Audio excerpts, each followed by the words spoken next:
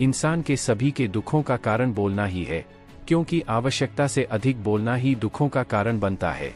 इसलिए कम बोले, सटीक बोले, मधुर बोलें और सबसे जरूरी जितनी आवश्यकता हो उतना ही बोले। नमस्कार दोस्तों, आप सभी का स्वागत है Hindi life line story 2.0 YouTube channel में। आज हम जानेंगे चुप रहने की ताकत को, तो आइए जानते हैं। उससे पहले इस चैनल को सब्सक्राइब और वीडियो को लाइक जरूर करें और बेल आइकन को भी ऑन कर लें, ताकि कोई भी वीडियो इस चैनल पर डालूं तो नोटिफिकेशन सबसे पहले आपको मिले। वाणी या बोलना ही नहीं बल्कि मौन में भी शक्ति होती है।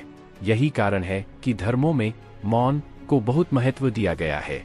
वैज्ञानिकों द्वारा भी इस बात को माना गया है कि सेहत से मौन का गहरा संबंध है और इससे मानसिक शांति मिलती है। मौन से विचारों में एकाग्रता आती है और रचनात्मकता बढ़ती है।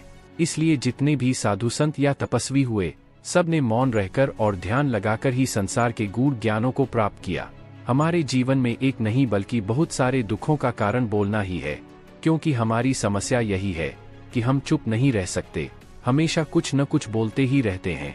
और आपके बोलने के कारण ही आधे से ज्यादा दुख निर्मित होते हैं। परिवार में कलह क्लेश का कारण भी हमारा बोलना ही होता है।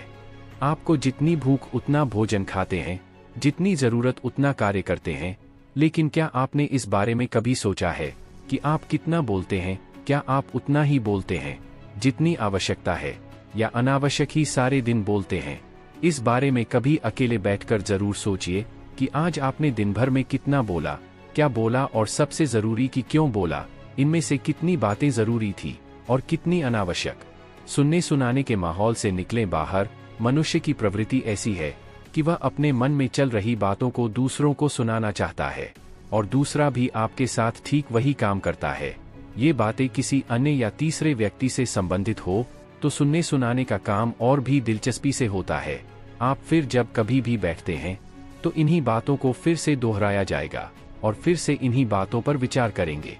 यह सुनने सुनाने का माहौल जीवन भर चलता रहता है, और इस तरह से आप खो देते हैं अपना समय, अपना जीवन, अपनी सोच समझ और वो कीमती पल जिसमें जिया जा सकता है और जिसमें आनंद प्राप्त किया जा सकता है।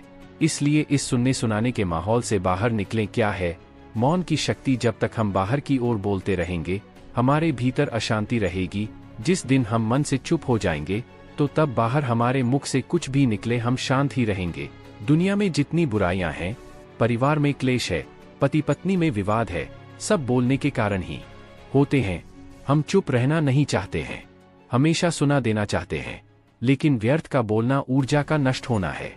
इसलिए जितने भी बुद्धत्व, साधु और संत हुए, वे एकांत की ओर गए, क्योंकि उन्हें अधिक बोलना न पड़े और अधिक सुनना न पड़े। महावीर ने 12 वर्ष और महात्मा बुद्ध ने 10 वर्ष मौन रहने के बाद ज्ञान प्राप्त किया। महर्षि रमन और चाणक्य भी मौन के उपासक थे। लेकिन आप इस संसार में रहकर भी एकांत रह सकते हैं। इसके लिए आपको अपनी उन ऊर्जाओं को बचाना होगा जिसे आप व्यर्थ के शब्दों में नष्ट कर देते हैं। इसलिए उतना ही बोले जितना जरूरी हो। इस वीडियो में बताई गई बातों से कुछ सीखने को मिला हो तो कमेंट में जरूर बताएं।